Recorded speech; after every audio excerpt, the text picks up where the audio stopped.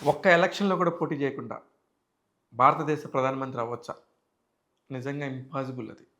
కానీ ఈ వ్యక్తి ఉన్న మంచితనం, ఈ వ్యక్తికి ఉన్న గొప్పతనం, ఈ వ్యక్తికి ఉన్న చదువు, ఇతనికున్న వ్యవస్థ మీద ఉన్న గొప్ప పట్టు, ఇవన్నీ కలిపి 2 సార్లు భారతదేశం మొత్తానికి ప్రధానిగా నిర్వహించారు మన్మోహన్ సింగ్ గారు. నిన్న రాత్రి ఆయన పరంపదించడం మనందరికీ నిజంగా చాలా బాధాకరమైన విషయం. కారణం ఏంటంటే భారతదేశం ఈ రోజున గ్రోత్ పరంగా, ఫినాన్షియల్‌గా చాలా ఎదుగుదల ఉంది అంటే బికాజ్ ఆఫ్ మన్మోహన్ సింగ్ గారని చెప్పేసి నిజంగా ఎకనామిక్స్ గురించి తెలిసిన వాళ్ళు గానీ, ఆయన చరిత్ర తెలిసిన వాళ్ళు గానీ, భారతదేశ ఫైనాన్షియల్ వ్యవస్థ గురించి తెలిసిన వాళ్ళ గురించి ఎవరిని అడిగినా కూడా చెప్తారు. బికాస్ ఎందుకంటే ఎక్కడో పాకిస్తాన్‌లో పుట్టిన ఆయన 2గా రా భారతదేశం, పాకిస్తాన్ విడిపోయినప్పుడు పంజాబ్‌లోంచి అంటే పాకిస్తాన్‌లోని పంజాబ్ నుంచి ఇండియాకొచ్చి స్థిరపడ్డ ఫ్యామిలీ ఒక సిక్ ఫ్యామిలీ మన్మోహన్ సింగ్ గారిది. చిన్నతనంలోనే వాళ్ళ తల్లిని పోగొట్టుకున్నారాయన. అక్కడి నుంచి వాళ్ళ అమ్మమ్మ గారి దగ్గరే పెరిగారు. అమ్మమ్మ అంటే ఎనలేని గౌరవం ఆయనకి ఎంతో ఇష్టం.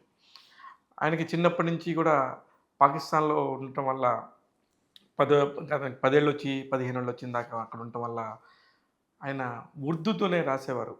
అందుకనే అలాగే ఆయన స్పీచ్‌లన్నీ గూడా హిందీలో ఉన్న ఉర్దూలో రాసుకొని వాటిని హిందీలోకి తర్జుమా చేసుకునేవారు. అలాగే పంజాబీలోని ఒక భాష ఉంటది. ఆ భాషలో గూడా ఆయన రాసుకునేవారు. ఎందుకంటే అయి 2 మాతృభాషలు కాబట్టి. అట్లాంటి వాటిలోనే ఆయన మాట్లాడేవారు. ఆయన స్పీచ్‌లన్నీ గూడా అలా ఉండేయి. ఇకపోతే ఆయన కేంబ్రిడ్జ్ యూనివర్సిటీకెళ్ళి చదువుకున్నారు. ఒక డీఫిల్ చేశారు. అంటే డిప్లొమా ఇన్ ఫిలాసఫీలో చేరిన అతి కొద్ది మంది భారతీయుల్లో ఆయన గూడా ఉన్నారు.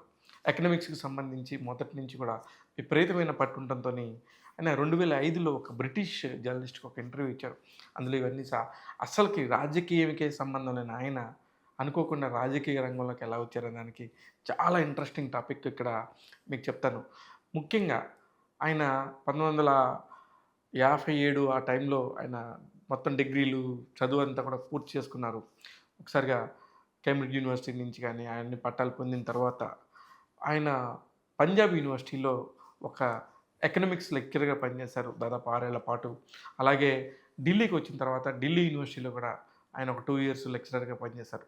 ఈయన మాట్లాడే ఎకనామిక్స్ కానీ, ఈయన మాట్లాడే తీరు నచ్చి అక్కడున్న ఒక మినిస్టర్ ఆయన్ని ముఖ్య సలహాదారుగా నియమించుకున్నారు. ప్లానింగ్ కమిషన్ చైర్మన్‌గా, ప్లానింగ్ కమిషన్‌కి డిప్యూటీ చైర్మన్‌గా, అలాగే రిజర్వ్ బ్యాంక్ ఇండియాకి గవర్నర్‌గా కూడా ఒక 3 సంవత్సరాలు. ఎకనామిస్ట్‌గా ఇలాగా అనేక కోణాల్లో భారతదేశానికి సేవలందించారు. ఈ టైంలోనే అనుకోని కారణాల వల్ల రాజీవ్ గాంధీ గారు మరణిస్తే, మన తెలుగువాడు పివి నరసింహారావు గారు భారత ప్రధానిగా అయ్యారు. అప్పుడు మన్మోహన్ సింగ్ గారిలోని మెళకువలు నచ్చి, అతని ఎకనామిక్స్ మీద ఉన్న నమ్మకంతో, పట్టుతో తీసుకొచ్చి ఒకే ఒక్క రోజులో ఆయనకొక మెసేజ్ పంపించారు భారత ప్రధాని పివి నరసింహారావు గారు. నా ఫైనాన్స్ మినిస్టరు మన్మోహన్ సింగ్ గారని చెప్పేసి ఒక లెటర్ పంపిస్తే, ఈయన ఎవరో వచ్చి పంపిస్తున్నప్పుడు ఈయన చూసి ఆ లెటర్‌ని ఇదేదో ఫన్నీలే అనుకోని చెప్పేసి అలా వదిలేస్తే, తర్వాత రోజు ఇమ్మీడియేట్‌గా పివి నరసింహారావు గారు తన స్టాఫ్‌ని పంపించేసి, అక్కడున్న హైయెస్ట్ సెక్రటరీస్‌ని పంపించేసి ఇమ్మీడియేట్‌గా బట్టలేసుకొని రమ్మనండి. ఆయనకి ప్రమాణ స్వీకారం ఉందని చెప్తే, ఇమ్మీడియేట్‌గా అప్పుడప్పుడు బట్టలేసుకొని ఎళ్లి ఆయన ప్రమాణ స్వీకారం చేశాడు. ఆ రోజు భారత ఫినాన్స్ మినిస్టర్. అలాగా ఆయన అలా కెరియర్‌లోకొచ్చినాక, రాజకీయంలోకొచ్చిన తర్వాత వరుసగా అన్ని సంఘటనలు జరుపుకుంటూ ఉన్నాయి. భారతదేశం అప్పుడప్పుడే 1991 నుంచి 96 మధ్య కాలంలోనే భారతదేశపు జీడీపీ రేట్ 8.5గా ఉండేదాన్ని 5.5, 5కి తేవాలని చెప్పేసేది వీళ్ళ యొక్క ప్రయత్నం. ఆ ప్రయత్నాన్ని దాదాపుగా అంచుల వరకు తీసుకెళ్ళి ఖచ్చితంగా భారతదేశ డెవలప్‌మెంట్‌ని చూసింది, చెప్పింది. భారతదేశ విజనరీ చాలా గొప్పది. భారతదేశం చాలా ఆర్థికంగా పురోగభివృద్ధి సాధిస్తది అని చెప్పి నమ్మిన నాయకుడు ఎవరైనా ఉన్నారు అంటే అది ఖచ్చితంగా మన్మోహన్ సింగ్ గారే. భారత ప్రధాని పివి నరసింహారావు దానికి ఎంతో సపోర్ట్ చేయడంతోని ఆయన రాజకీయంగా ఎదిగారు. ఇకపోతే 1998 నుంచి 2004 వరకు కూడా ఆయన ఆహ్, ప్రతిపక్షంలో ఉన్నారు. కారణం ఏంటంటే అప్పుడు అటల్ బిహారీ వాజ్‌పేయి బీజేపీ ప్రభుత్వం వచ్చింది.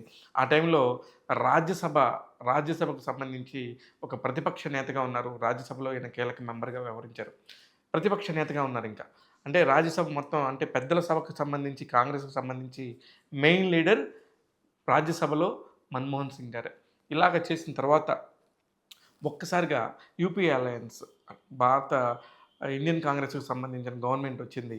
అప్పుడు అందరూ కలిసి కూర్చొని ఎవరు ప్రైమ్ మినిస్టర్ అనుకుంటే అందరూ సోనియా గాంధీ గారు ఓటేసి భారత ప్రధానిగా మన్మోహన్ సింగ్ గారిని అలా నిల్చోబెట్టేశారు. అందరూ గూడా ముక్త కంఠంతో ఓకే అనడంతోని 2004లో భారత ప్రధానిగా మే 22వ తారీఖున ఆయన ఓత్ తీసుకున్నారు. అలా ప్రమాణ స్వీకారం తర్వాత మళ్ళీ 2009లో గూడా మళ్ళీ ప్రమాణ స్వీకారం చేసి వరుసగా 10 సంవత్సరాల పాటు భారతదేశ ప్రధానిగా మన్మోహన్ సింగ్ గారున్నారు. ఆ టైంలోనే ఇంకా కూడా భారతదేశం పురోగమృద్ధి సాధించిందనే సంగతి మీ అందరికీ తెలిసిందే. అక్కడి నుంచి ఆయన మళ్ళీ 14 ఏళ్ల తర్వాత ఆ 10 సంవత్సరాలు అక్కడి నుంచి 10 సంవత్సరాలు ఆయన ప్రధానమంత్రిగా చేసిన తర్వాత మనందరికీ తెలుసు భారతదేశాన్ని పరిపాలిస్తుంది నరేంద్ర మోదీ గారి ప్రభుత్వం అని. 14 నుంచి ఇప్పటి వరకు 10 సంవత్సరాలు కంటిన్యూ అయిపోయింది. మళ్ళీ మరొక 5 సంవత్సరాలు కూడా ఆయన నరేంద్ర మోదీ గారే ప్రధానమంత్రిగా ఉంటారు. ఇకపోతే ఇప్పుడు చెప్పొచ్చేదేంటంటే భారతదేశంలో ఎక్కువ సంవత్సరాలు ప్రధానమంత్రిగా ఉన్న నాలుగో వ్యక్తి మన్మోహన్ సింగ్ గారు. అది ఎలాగంటే భారత గవర్నమెంట్ ఏర్పడిన తర్వాత జవహర్లాల్ నెహ్రూ గారు మొట్టమొదటిసారి ఎక్కువ కాలం పరిపాలించారు.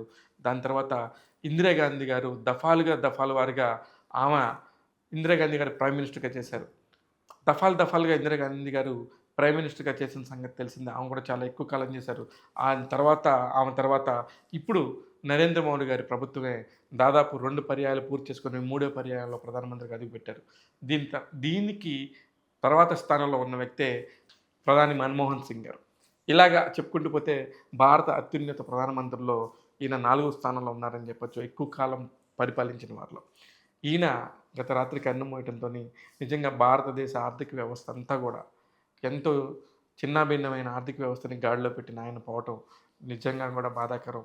భారతదేశం అంతా కూడా ఆయనకి ఎప్పటికీ రుణపడి ఉంటుంది. ఫైనాన్షియల్‌గా ఇంత గొప్ప వృద్ధి ఉన్న దేశం భారతదేశం అని చెప్పి ఘంటాపథంగా చెప్పారు. ఆయనున్న టైంలోనే భారతదేశం ప్రపంచంలోనే రెండవ అతి పెద్ద వ్యవస్థగా ఎదిగింది ఫైనాన్షియల్‌గా. చాలా పెద్ద పురోగభివృద్ధి సాధించింది మన్మోహన్ సింగ్ గారి స్థాయిలో ఆయన పనిచేసిన టైంలోనే. ఇలాగా ఇకపోతే ఎవ్వరితోని విభేదాలు లేని, ఎక్కడ ఒక పోటీ చేయలేదు. ఒక్కసారి కూడా ఆయన ఏ లోక్‌సభకి పోటీ చేయలేదు. అయినా సరే ఆయన ప్రధానమంత్రిగా కొనసాగారు. రాజ్యసభకులు మాత్రమే ఆయన అస్సాం నుంచి 2019 దాకా ఉన్నారు.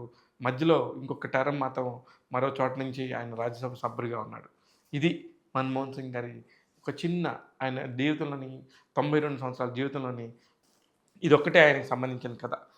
ఈ కథని నిజంగా కూడా చూసి ప్రతి ఒక్కళ్ళు కూడా ఆయన గొప్పతనాన్ని మనసులోనే అనుకొని ఆయన కోసం ఒక్క నిమిషం మౌనం వహించండి. ఆయన ఆత్మకు శాంతిస్తుంది.